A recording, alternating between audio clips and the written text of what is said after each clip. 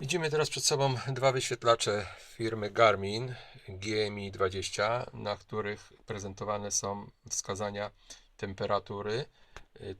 Temperatury zależy na jaką ilość pól podzielimy sobie dany wyświetlacz.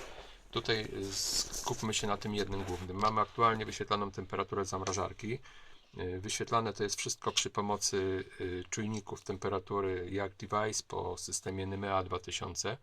Możemy sobie teraz edytować temperaturę zamrażarki, czyli edytujemy, zmieniamy układ strony, pozostajemy przy jednym wskazaniu, wybieramy nadal i szukamy zakładki temperatury i mamy do wyboru woda, powietrze, wewnętrzna temperatura, maszynowni temperatura, mesy, zbiornik na ryby, zbiornik na przynęty, mrożenie, system ogrzewania, punkt rosy, zimny wiatr pozorny, zimny wiatr hipotetyczny, indeks cieplny i zamrażarka. Nas interesuje w tym momencie system ogrzewania. Przełączamy się na system i mamy wskazanie systemu ogrzewania.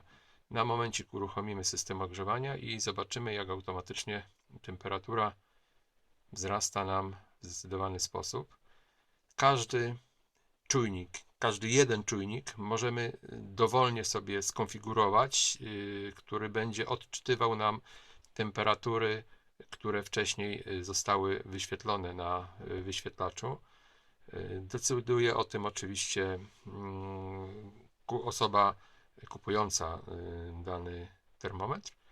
Systemy działają oczywiście w magistrali NEMEA 2000 lub SITOC NG, Raymarine i wszystkie inne, które nazwy są pochodne od NEMEA 2000, czyli dla Simrada to będzie Simnet, dla firmy Furuno będzie to system CAM, a oficjalnie nazwa jest NEMEA 2000.